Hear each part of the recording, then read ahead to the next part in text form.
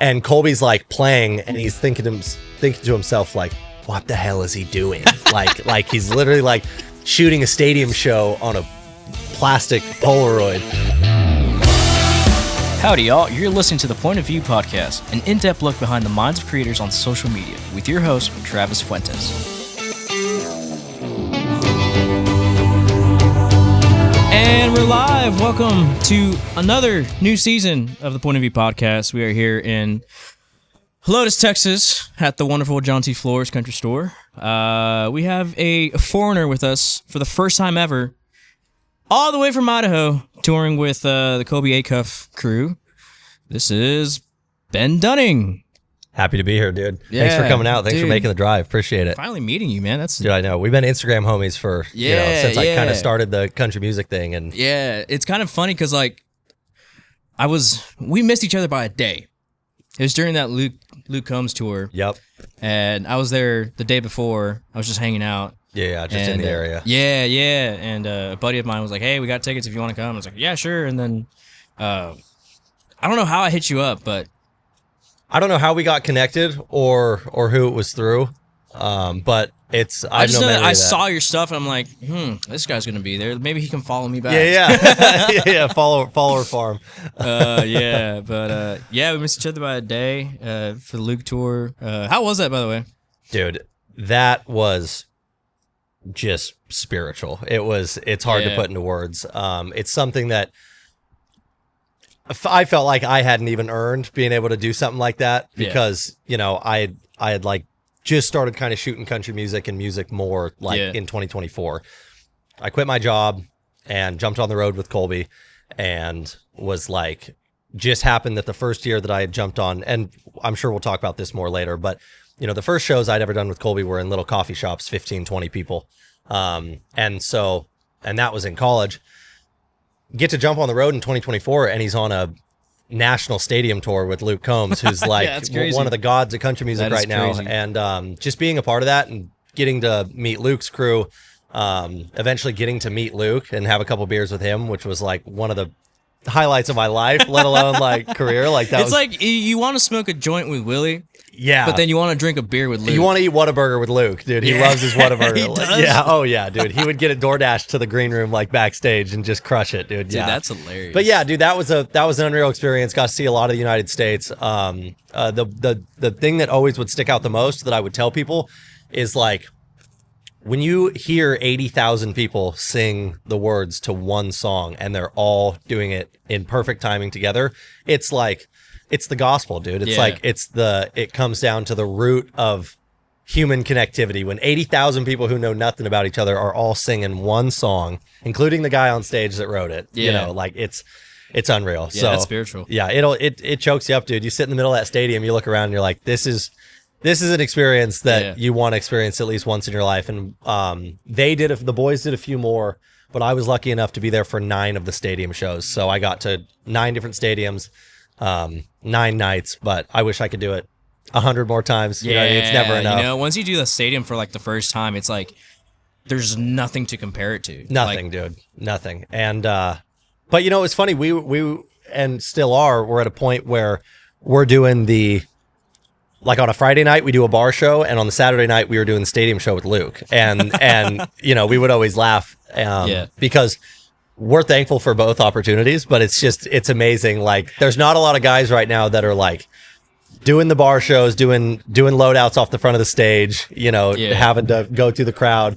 And then once that Friday night ends, Saturday night, they're opening up for Luke in MetLife Stadium, and it's just like, it's cool. It keeps you on your toes because we got to do both. You know what I mean? So we're still doing both. Especially on a weekend run, dude. Like just going from like one little bar to like freaking huge stadium. Yep. And it would cool because sometimes if it would be the opposite where we would do a stadium and then say like Sunday or Monday we'd do a bar, people at the bar would be like, we saw you at the stadium. We were up in row, whatever, but we saw you, but now we wanted to come see you closer. Yeah. And so they would come to the bar shows like after the stadium. So it was a blast, dude. That's dope. It's something that is just, you can't put it into words.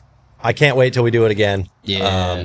And shout out Luke Combs and his whole team for just how welcoming they are and how nice they are. Dude, shout out Make Wake. Such a good organization that they're running there. And yeah, they really got some special things going. It's so cool because like I went to that Luke was like my first stadium show I've ever seen. Same. And I was in the pit and everything. And it's so weird because like you see like the thousands of people on the floor, but then you look up and you're like, holy crap, there's more people up there. It makes you feel tiny. Yeah, and it just kept going. They said the one of the shows that I didn't get to do with the boys was Penn State, and those college stadiums are, a lot of them are a lot bigger than NFL stadiums. And they said Penn State, you would just look and the people were just up, and they were just there's people up in the clouds. There's 80,000 people all singing "Beer Never Broke My Heart," which was just so cool, dude. It was super cool. Yeah, it was. I love that show, man. That was probably one of the loudest shows I've ever been to. Dude, they're rowdy. Here at the Alamo Dome, I think it was like 60-something thousand people there.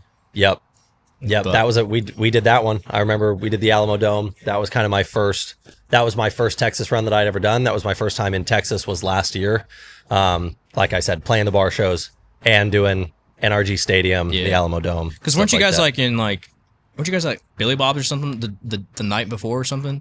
Because you guys were in Texas at the time, but like it wasn't. I don't know what they did before. I know we did Billy Bob's last night, and that was much harder to shoot than I thought. Really? Oh, dude, yeah. I thought like Billy Bob's, it's like country Disneyland. It goes on forever. Like it's going to be really easy to shoot. But then it was one of the seated shows. Yeah, it was one of the seated shows, and it was dark, and I just expected to have a lot more kind of freedom running around there, but it was good though. It was challenging. Like you know what I mean? It kept me on my toes. Yeah, Billy Bob's is a nice venue, man. I couldn't believe it, dude. It's probably one of the more better sounding rooms here in the state. Yeah. So. Well, and we talked about it before the podcast started. This place, Red Rocks, Billy Bob's, places that you can feel the energy from the people that have performed and been there before you. Yeah. It just, I don't know, it sticks in the walls. You can feel the energy, you know what I mean? Mm-hmm. So walking through the hallways of Billy Bob's where the concrete hands are and for the sold out shows and stuff, and all the lipstick kisses on certain ones, like Co Wetzel's is completely pink from lipstick. Like his and Parker McCullum's, there's like no concrete left. It's just lipstick kisses. That's so funny because the last time I was at Billy Bob's, I saw Parker's. It had like maybe a couple. It's pink now, dude. Dang, that is crazy. Yes, sir. Oh man. So this is your second time in Texas? Third time in Texas? Second time in Texas. Well, third time. I went out with a group that are family friends of mine called the Reeves Brothers. They're super authentic old 70s country sound. Nice. Look them up on Instagram if you haven't heard of them. I came out and did a few shows. Dan Electro's The White Horse. Just a little run with them. Yeah. And then that got my feet wet. Last year with Colby, I really got to dive into it, and did a run down here. Went to Antone's in Austin. Yeah, it's a great place. What else did we play? Well, obviously NRG, the Alamo Dome, stuff like that. And now we're back. I was telling you before the podcast started, I love Texas, dude. It's great. It's cool. It feels like, because Idaho is pretty like lawless and Western. It's kind of just tucked up there.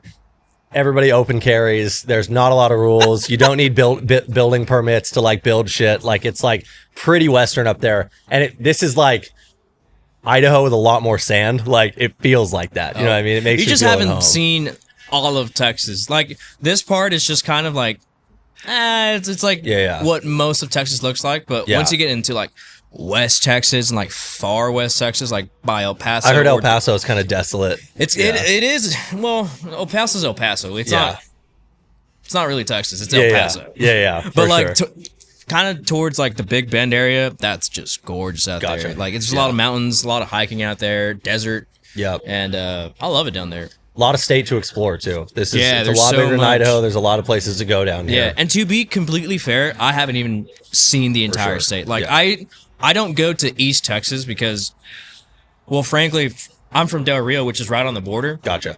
From Del Rio to here is like 2 hours, 2.5 hours. But if you keep going all the way east, like towards Louisiana, that's like an 9 hour drive. Wow. It's pretty insane. And there's not much out there, man. East Texas is pretty much the leftovers of Louisiana. Yeah, for sure. Once you get over by like Shreveport and stuff like that. Yeah. It's all the same at that point. Gotcha. But so what part of Idaho did you grow up in? So I'm from a town of 1,200 people called Kamei, Idaho. It's on the Nez Perce Indian Reservation.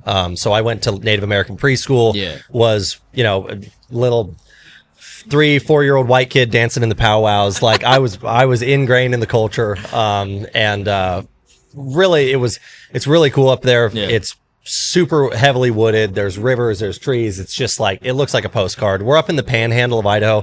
And so, town has no stoplights. Nearest fast food or anything is an hour and a half drive away. So like small town Idaho. 100 kids went to my high school. 21 of them I graduated with. So my graduating class was 21.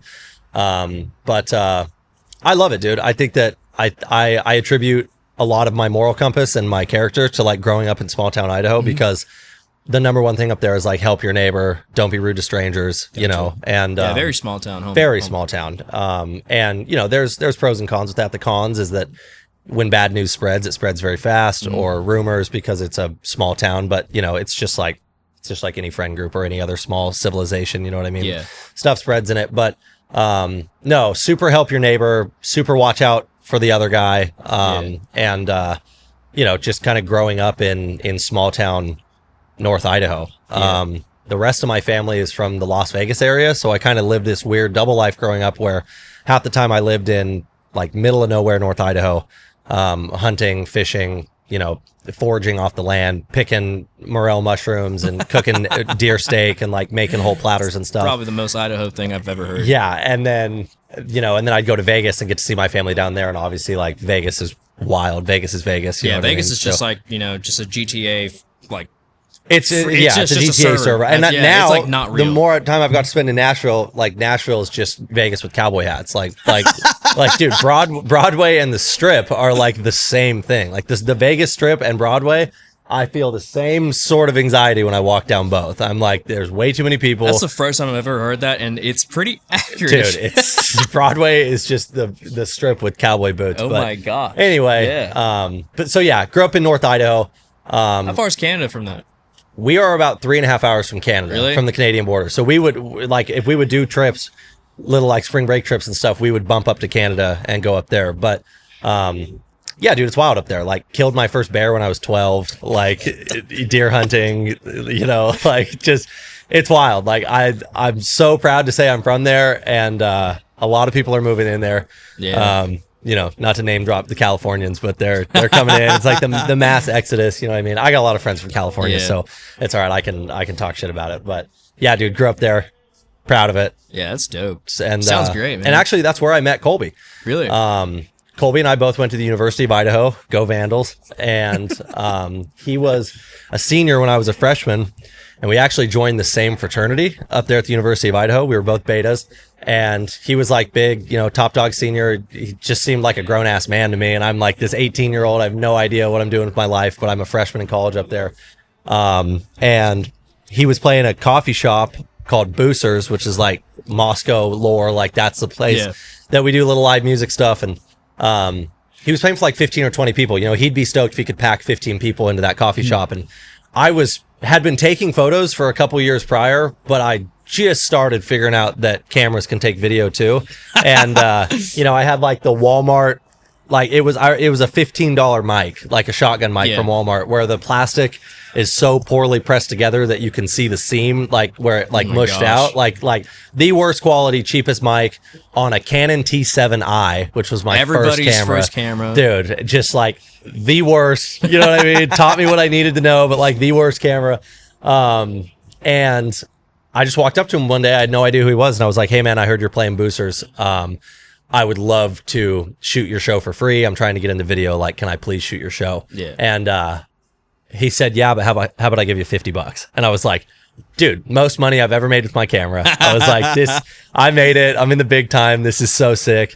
And then the rest is history, dude. I shot one show for him. Photos and videos turned out really probably super mediocre, super average. For me, I was like, this is the best photos I've ever taken. Yeah, but, I mean, when it always is whenever you're starting off. Yeah. And he was happy with it. And I actually filmed his first music video ever. And it's just like a party music video. It's on YouTube. It's called Start in the Morning by Colby Acuff. It's about day drinking. You have to go find it if you haven't seen the video.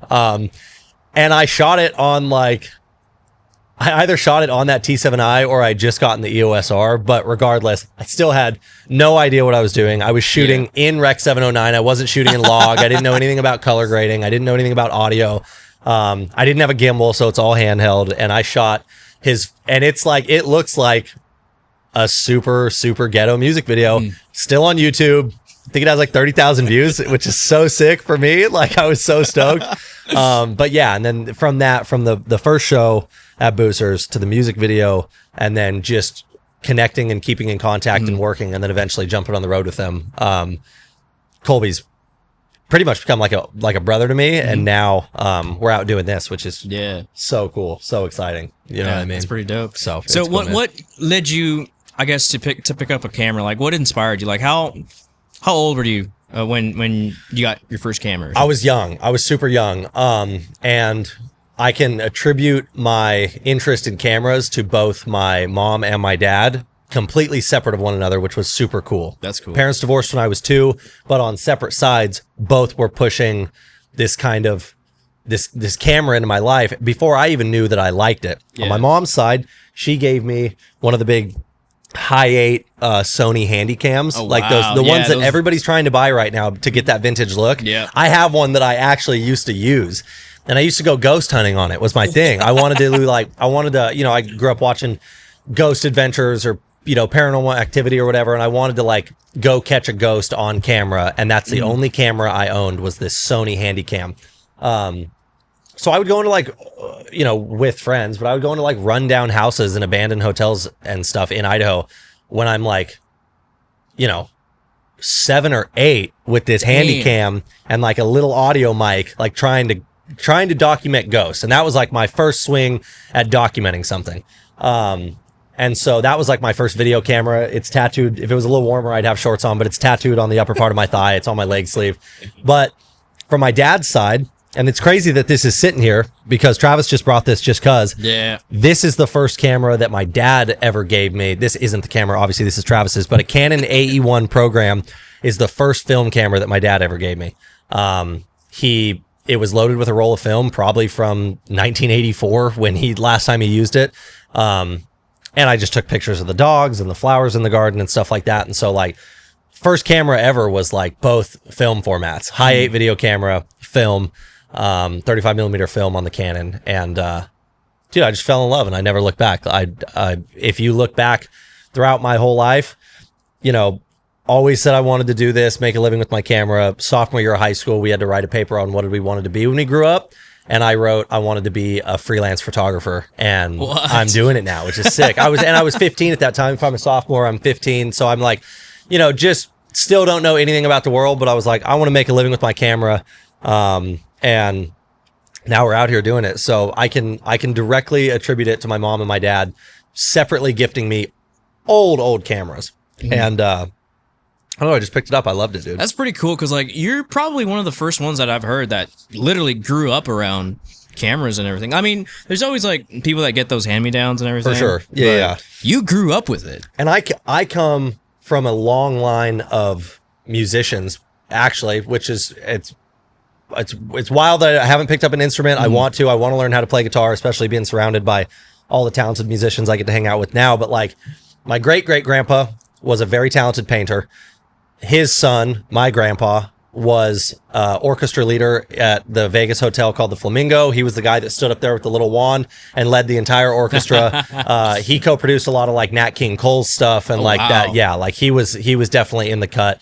And then he had my mom, and my mom was in a rock band in the 80s with my uncle, and they toured, and their band name was called Random Acts, and they did a Hawaii tour and an Alaska tour and stuff. Yeah, dude, like in the 80s, like leather pants, puffy hair, like straight on. And so I come from this line of like, I would say not even just musicians, but like artists, because it was like painter, composer, rock star. My brother is a super talented engineer, so he's an artist in his own way. He engineers like race trucks and stuff. And so like I kind of couldn't imagine any other thing than like creating. So I guess if mine is photo and video, then like I'm very stoked for that. You know what I mean? Dang, but my great grandpa Perry, the painter, vast collection of old film cameras.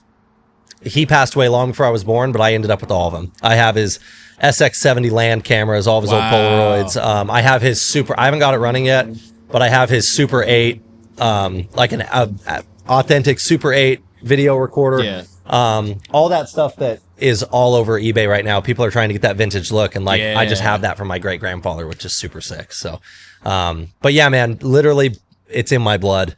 I can't imagine doing anything else. Did you have like that inspiration from like your family to get in and yeah, I mean the big inspiration like when it comes to like your creative style. Yeah. That was I'd say that was all kind of me, because the funny thing about me is that the last year was my first year shooting music. I come from a background of shooting action sports, and like that's my bread and butter. Like freestyle motocross, whitewater rafting, portrait photography, you know, when I can do it. I love shooting individuals. I love shooting people. But like music was something that is such a broad world that like I had to try to learn how to make my own style for music. So I'm still figuring it out. I don't know what I'm doing. I have no idea what I'm doing. I mean, we all you know are. what I mean? And that's what everybody's trying to figure it out. But like I came from shooting like Big Hill Jam in Oregon, which is like a freestyle motocross event, to like needing to figure out how to shoot music in dark lit rooms and staying out of the way of the guys that are on stage. And, you know, you're working on a time schedule and stuff. So as far as like my own style, if it was passed down, I don't think I ever got it from anybody in my family. I'm still just trying to figure it out myself, but trying to also bleed like whatever I've learned from like action sports and portrait work into like what I'm doing now. You know what I mean? So I don't know. I think it's working. Sometimes, some nights it's not. You know, we've had venues that I'm like, that was the sickest show I've ever shot in my life. Lighting was perfect. And I've had venues that I'm like, that was a candlelit venue. Like 2 nights ago, we shot at Armadillo Palace. That's an interesting venue, dude. It's candlelit. Yeah. It's like, it's got the little cafe lights from the ceiling. Hardest venue I've ever had to shoot. But I went off on a ripper there. Still trying to figure out my style. Don't really think it was influenced from anybody directly, especially not in my family, because I'm the first like guy that was like, I want to make a career doing photo or video. My great grandpa was just a hobbyist. You know what I mean? He just did it for fun. But what a collection for being a hobbyist. I have like 25 old cameras ranging from fully functional to doesn't work at all.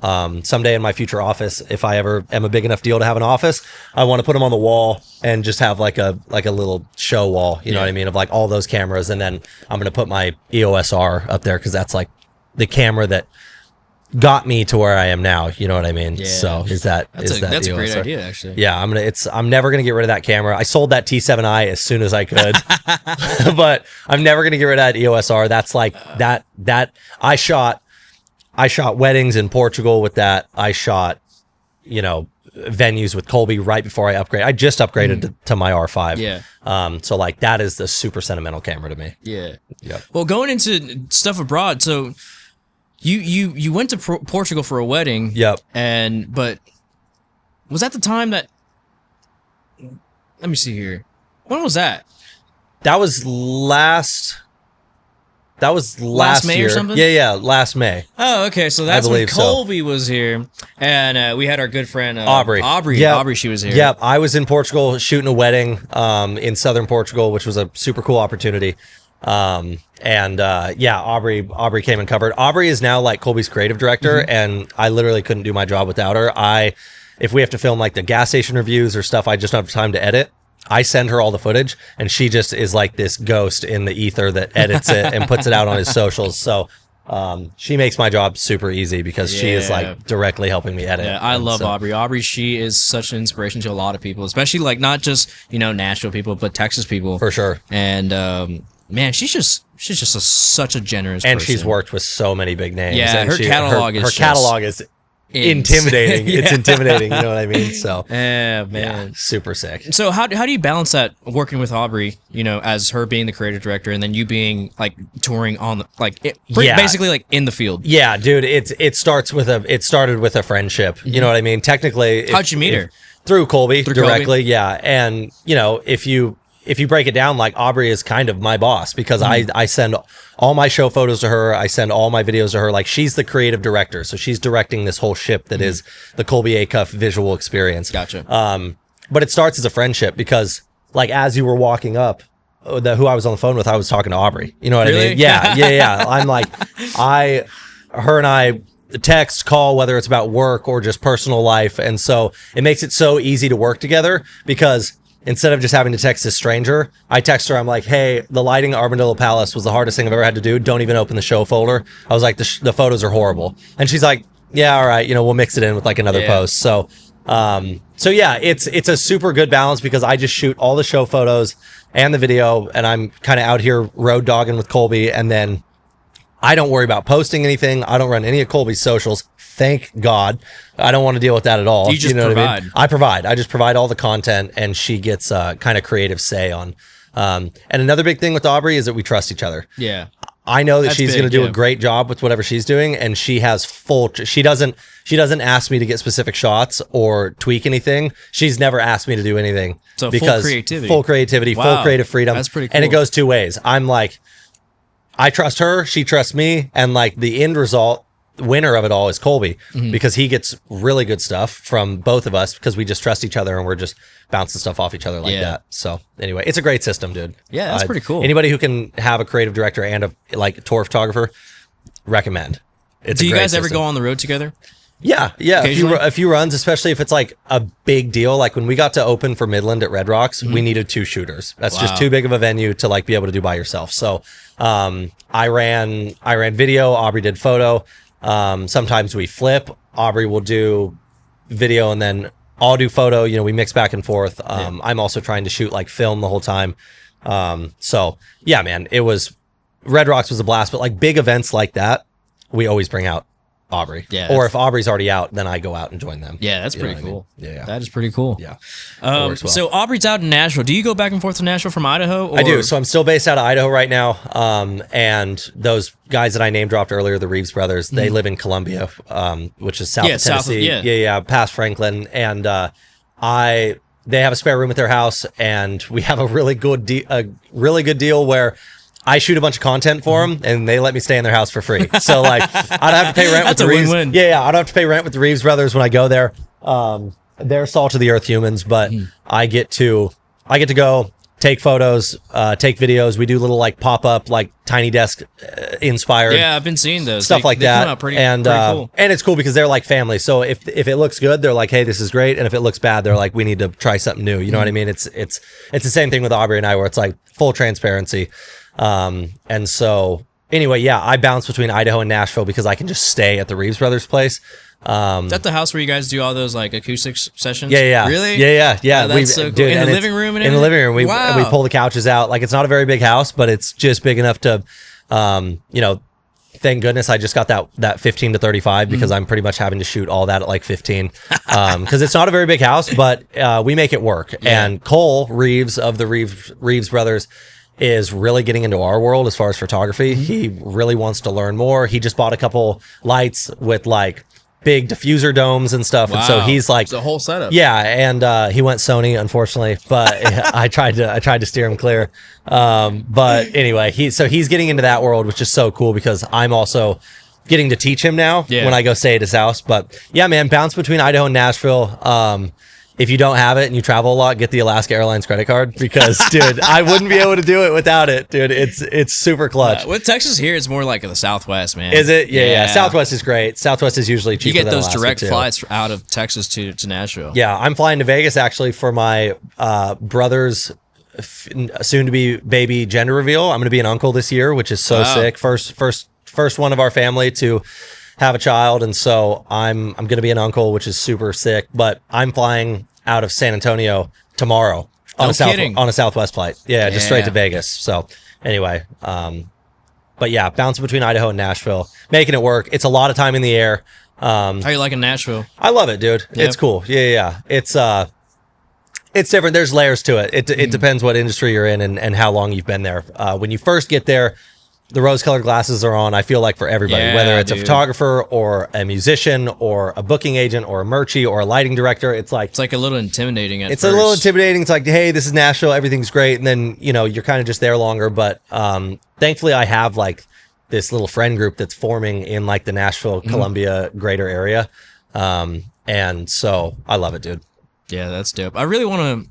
I go back and forth here and there, but I really want to at least pull the trigger and just move there. Yeah, at some point. I'm thinking about it for sure. You know what I mean? I was thinking about it in the past. I kind of flip flop back and forth. It's hard to want to commit to that having the Reeves Brothers place. You know what I mean? And it's like really expensive rent. Yeah, it's stupid expensive. Not even in Nashville itself, like on the outskirts, like Smyrna or Lebanon, like those are still like pretty expensive. Yeah, but there's a lot of talented creatives that are making that move. Nando with Flatland Cavalry just moved to Nashville. Yeah, he just moved up there. So he's going out there. He won't share a room. Yep. Yeah. Yeah. Ask him if he needs a roommate. Nah, we love Nando. He's a cool cat. Yeah, he's killer. But it's so cool how like some of the Texas creators are making their steps into Nashville. Yeah. And it's cool that sometimes we merge together. For sure. The thing about Texas creators is that it's like a little circle, really. We know everybody here. Oh, dude, and it's like that with the music. It's hard. It's hard to get a crowd to cheer for you at Texas if you're not from Texas. Like straight up. It's like, and that's not throwing shade. That's just, it's cool because it's so, not nationalistic because it's not the nation, but it's like this nationalism thing with Texas where it's like, we love our music, we love our content creators, like we love Texas, we're from Texas, we're going to let you know we're from Texas. And I love it because it's super cool once you get to kind of ingrain yourself in there a little bit, you know what I mean? It's cool because like the fans are very loyal to their Texas artists. I was talking to Gary of Muscadine Bloodline yesterday, and Gary was saying they just played that festival in Key West, whatever the name of that festival is. Mile Zero. And they said that like the Texas people go watch the Texas guys perform, and then when the next guy's loading up, they clear out. They like they go there for the Texas guys, and it's very like, we're here to support our Texas guys, which is sick. Like that's cool to have a whole state back you. Yeah. Well, one thing about Key West and also Steamboat, those are Texas takeovers. Yeah, they really are. Because like Mile Zero is just literally people are going from Steamboat, or from Texas to Steamboat, and the Steamboat they're going straight to the freaking beach, which is so cool. And I've heard that that's just like a big country hangout. It is. It like really everybody is. just hangs out. All the artists go to each other's shows. Like once they're there. We didn't get to go this year. I think we're gonna go next year. You know what I mean? Whether we're playing or not, we just want to go. Yeah, we just want to go down there. It's a great time, dude. Yeah, it's a great time. Yeah. It's too much of a good time sometimes. Yeah, I've heard it's a blast. Yeah. Our tour manager was doing fill-in tour managing for Brent Cobb actually at the festival this year. The Corn Cobb. Yeah. So he was down there and bunch of wild stories about it. He said that it was a blast. Everybody's hanging out. So anyway, we'll go out there soon. Whether it's to play or just to participate in the shenanigans. We'll definitely be down there soon. And we're back. We turned the lights on a little bit. It was getting a little too dark here, but I want to talk about Colby. So you've been running with Colby for what, 2 years now? Yep. 2 years? This is the second year that I've been out with Colby. And you've seen all the shows from like, dive bars to arenas and stadiums. Yep. What is one Colby song that really gets the crowd going and you can like see it? Or what's a song that you really like shooting? And you like seeing the crowd interact. Yeah, I think that there's two that come to mind. One is crowd interacting, and one is just one of my favorite songs that I get to shoot by him. The one that I like to shoot from him is Plastic Horses. I love Plastic Horses, it's man. So good. It's such a good energy. And like everybody's having so much fun. And it's fast. Yeah. It's great. And so everybody stands up, everybody gets excited. Plastic Horses is super sick. Yeah. That's the first song I actually show people whenever they're like, who's Colby Acuff? Dude, it's great. And they're like, oh my gosh. And Colby can do a lot of like softer, slower stuff. And so that's kind of a new sound that I feel like he was kind of stepping into. Yeah. Which I think is super successful. Hits. Yeah. Another one is How Do I Feel Alive? That one is awesome. That's the one with Castellos. And then, but the one that I like to shoot the most from the crowd is because of the crowd interaction is Dying Breed. Dying Breed, yeah. On Dying Breed, he says, and if you feel like me, put your drinks up in the air. And then the kind of band pauses and he goes, whatever you have in the crowd, whether it's a hat or a drink or a baby, put it up in the air. And I'm always shooting from back of house. Yeah. I know at that time in the set that I sprint to the very back of the house to get the widest shot I can. They turn the crowd lights on. Everybody puts their glasses in the air. And like, those are the best photos that I've ever produced, are the ones where everybody has their drink in the air and you're seeing the reflection of like the crowd floodlights come through the bottles and the clear cups. And that is just, and everybody participates all the time, which is so cool. So that's got to be my favorite song to shoot, is when he plays Dying Breed. Yeah. And that's also one of his favorite songs to play live. Yeah. The song is about him through and through. Mm-hmm. He grew up in Coeur d'Alene. He was a professional fly fishing guide before he was a country music artist. So he is extremely talented with fly fishing, and waterfowl hunting. Is like, he knows more about that than anybody I've ever seen know about anything. He's obsessed with it. Gotcha. But that song is about him, and you could tell it means more to him when he plays it. Like, It's a big deal. Yeah, and it's so cool. It's like for the first time I saw Colby sing that song, it was, you felt the whole room like engaged into what he was saying, sure. And like it's such a wholesome moment where you make that connection with the crowd. Yeah, and then If I Were the Devil that's his biggest song. That's his big hit. That one's cool because the moment that the crowd realizes, the way they play it in their live shows is they don't give it away immediately. They kind of slowly bleed into it before like a very easily distinguishable note is played. And people are just kind of watching, rocking back and forth. And then when they realize, you hear gasps and screams and people pull their phones out. Like, that's the song that people really want to hear. Yeah. And so, or if they haven't heard a lot from Colby, that's the one that they know. That's the one that got probably the most ears popped up during like the Luke shows, because obviously a vast majority of the people in that stadium were there for Luke. They're getting the opportunity. We're getting the opportunity to make new fans. Colby's getting the opportunity to win over the crowd that probably isn't there for him and might have not have heard of him. But like when he plays Devil, the crowd just perks their ears. Like, they know, you know what I mean? Yeah. And that's a killer song. So I would say like Plastic Horses, How Do I Feel Alive, Dying Breed, and Devil are like my 4 favorite songs to like shoot. Yeah. From him. Yeah, those are great songs, man. Yeah. Especially this new stuff from the new album. Pretty solid. Did you have any work to do with that? No, Colby goes on these just rippers of creative moments and inspiration where he'll lock himself in a room. He just did it. He'll lock himself in a room and write 17 songs and just be like, I had it. Whatever it is, whatever that people are chasing for, that creative sixth sense. But like, he'll get it and lock himself in a room and just write bangers too. Like, it's not like it's not quantity over quality. It's like, he'll write 20 songs in a weekend that are just all so good. So it's cool, dude. He's a creative machine. Nobody deserves it more than he does. As far as good people that deserve everything that they have coming towards them, like Colby deserves it all, dude. Yeah, Colby's a great guy. He's man. A great guy. He's so good at interacting with people. I mean, just like he didn't know who I was. Like, I mean, I don't expect nobody to know who I am. That's how you should operate through life, no matter what, no matter how big you are. And he was just like really nice. Like he was friendly in conversations. Like, he's dude. He cares about his fans. He will stay out at the merch table and talk. If the line goes from here to the front of floors, he will wait until that last person gets their hat signed. Like, he never dips early.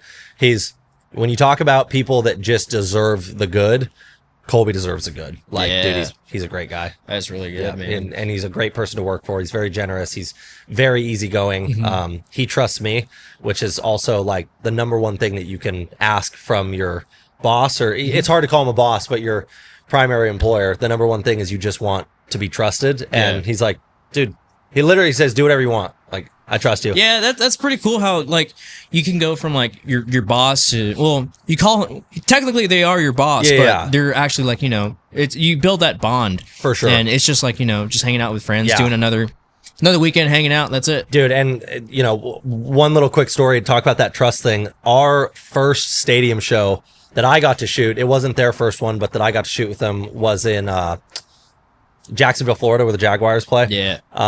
It's called like Everbank Stadium or something. Anyway, we only got a 20-minute slot, which is 4 songs.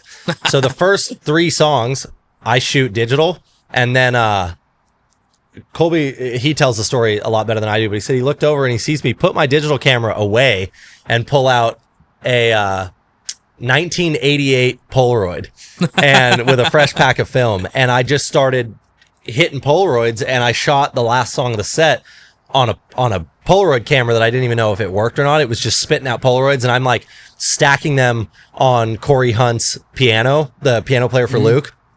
I'm like pulling the Polaroids out of the frog tongue and putting them on Corey Hunt's piano to just start to develop.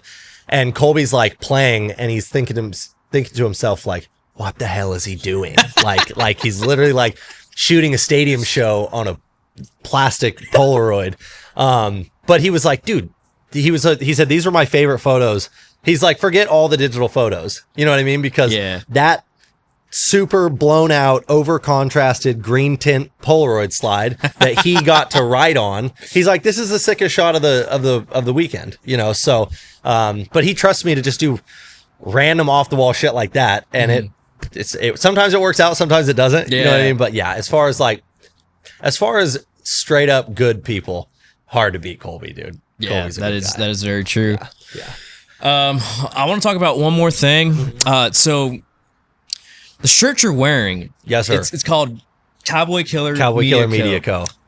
Explain to the people what that is. Okay, so I kind of touched on it earlier in the podcast, where I come from an action sports background, and I actually have an LLC that's called Directed by Dunning, and that is I'd call it my creative umbrella company. Like that, anything I do creatively is under Directed by Dunning LLC, and that is still where, you know, that's my Instagram account, where my freestyle stuff lives. I work with a coffee company called Wide Open Brew out of South Dakota. I do a lot of like, you know, product photography for Wide Open, and like that's a whole separate world.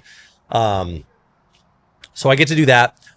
When I knew that I was going to start shooting more music, I didn't want Directed by Dunning to just become a music page, because a lot of like the pro moto and pro skateboarder guys that follow me on Directed by Dunning, like they don't listen to country. They don't, you know, they don't know anything about this. And I didn't want to take away from what I had already done on Directed by Dunning. So I was like, I'm going to start a little sub brand, just for music. It's the only thing it's going to be. It's something that I could see myself doing long term, and that I'm going to be doing a lot of. And I was like, starting a brand. So I started Cowboy Killer Media Co. And the meaning of the name is, it's got a couple ones. Some of them are kind of funny. One is that like, we shoot cowboys is like the slogan, and it's kind of a double, like Cowboy Killer, we shoot cowboys, but I'm also like shooting cowboys, like, you know what I mean? And then that's genius. And then another thing, so it's like Cowboy Killer Media, we shoot cowboys, which is like a cool slogan. It's on one of my shirts. And then the other one is that in the college town that we grew up in, there's a bar called the Corner Club. It's this little brick box, no windows, but it's like the sickest bar. It's super famous. And we would just be like idiot, delinquent college kids.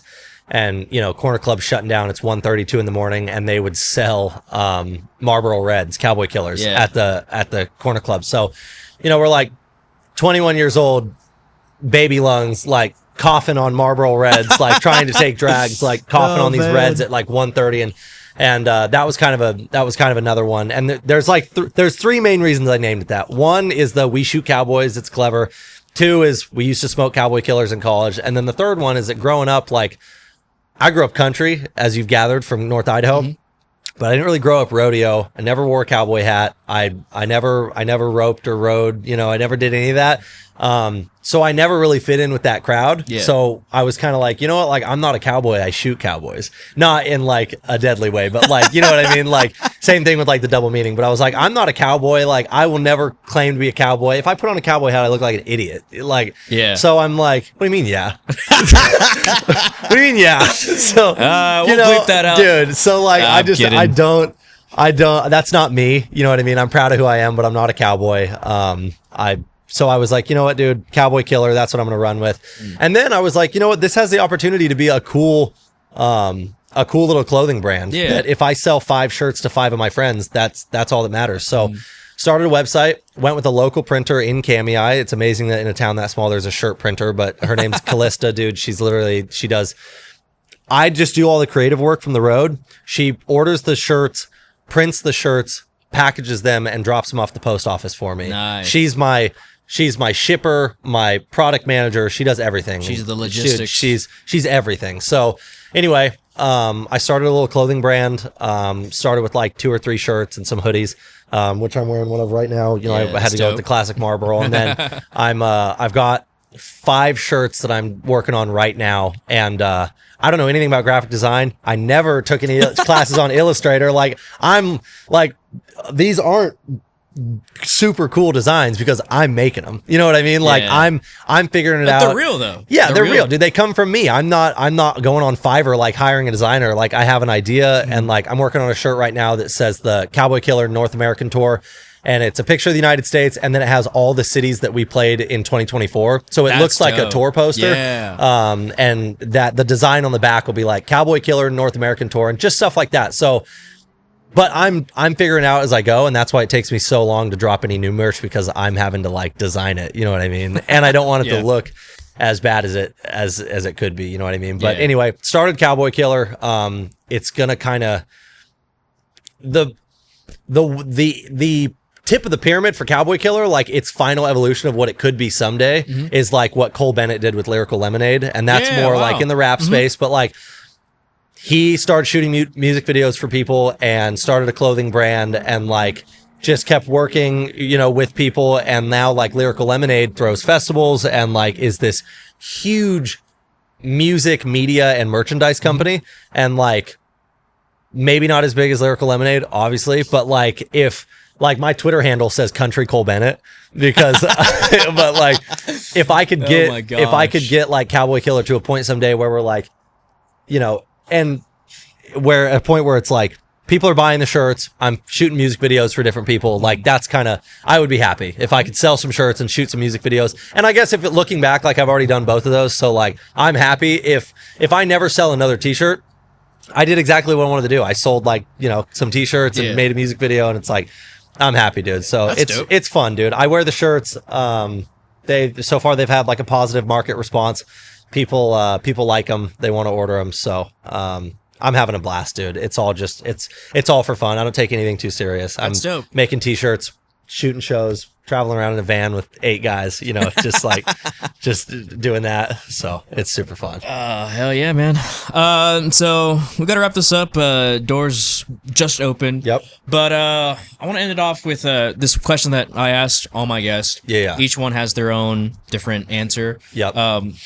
What is something that you would tell, or like some advice for younger creatives or people that want to get into the scene, you know, especially from being like a small town in Idaho? I mean, that you're living proof that you don't have to be in a big city to, you know, for sure, do something like this, dude. And on paper, like, okay, I'll say my advice for like young creatives, and then I'll tie it in with what I was just about to say. The advice is, don't think because of your circumstances or because of where you grew up that you can't do whatever you want to do, especially from a creative standpoint. On paper, like statistically, I'm not supposed to be destined for anything. I grew up in a single wide trailer in a town of 1,000 people. Like, I'm not owed anything. People graduate Kamei High School and they either go work at the mill, they become a logger, they go become a lineman for the county, you know, they work some like blue collar job. And like, I'm not afraid of hard work, but I was like, dude, that ain't the life for me. You know what I mean? So the biggest inspiration is that I would, or advice that I would give to young creators is like, don't let your circumstances define what you want to do with your life. You can literally do whatever you want. The second part of that is, nobody owes you anything, and nobody is going to give you anything. Like, the universe doesn't owe you shit. And as blunt and direct as that is, you have to adopt that mindset that like, there's no handouts. Like, no matter what circumstances you come from, if you want to be a professional photographer, like, dude, I've had so many people, and I still, you know, whether it's the imposter syndrome that I know we all deal with, but I still feel like I haven't accomplished a lot, you know, but like the whole journey from first picking up a camera to where I'm at now, getting to do a podcast, I never would have dreamed that someone would want to talk to me about my camera hobby when I was younger. You know what I mean? But like what I'm saying is the whole way along that whole ride, people have doubted me and thought that it was a stupid hobby. You know what I mean? Yeah. I've had people look me dead in the eye, girlfriends, ex-girlfriends now, say, why are you pretending to be a photographer? Like, why are you pretending doing this? Put the camera down, you know, why do you have to pack your gear everywhere? Like, nobody owes you anything. People are going to doubt you the whole way. If you want to be a photographer, you want to be a videographer, just do it, dude. You know what I mean? So that's pretty much my biggest advice to young creatives is nobody owes you shit and your circumstances don't matter, because if you put your mind to it, you can do whatever you want. You know what I mean? Yeah. So that's the biggest one, dude. No one's going to give you anything. It's dope, dude. Yeah, dude. That's a great way to end it off. Yeah, for sure. Ben, dude, thank you so much, man. Thank you, dude. Appreciate it. Got together and did something. Dude, we made thanks something for coming happen. out. Yeah, we'll do another episode in the future. Yeah, dude, we got to get you back in Texas more. Yeah, dude. We got to go fishing here, man. Dude, I know. Yeah. I would love to go hunt some hogs. That's the big one. I'd love to hunt some bass hogs. fishing and go shoot some hogs. Yeah, dude. So anyway, appreciate it, dude. Thank you for this opportunity. Like I said, little 8-year-old Ben hunting ghosts would have never dreamed that someone would care enough to want to set up the audio, set up the video, and like ask him about his passion. Like this, you never would have dreamed this if I was younger. You know what I mean? So it's sick, dude. Well, you're doing it, dude. Appreciate it. Congrats. Thank you, dude. Alrighty, guys. So this has been another episode of the Point of View Podcast. If you're liking what you're listening to, go ahead and give us a follow on all your streaming platforms. You can follow me on social media at travis.fuentes. Ben, you want to plug in your stuff? Yeah, I'm Cowboy Killer Media Co. for everything music, and then Directed by Dunning for action sports, portrait photography, brand work with coffee shops, kind of the whole different taste. So Cowboy Killer Media Co., Directed by Dunning, that's my 2 stuff. Hell yeah, man. Yep.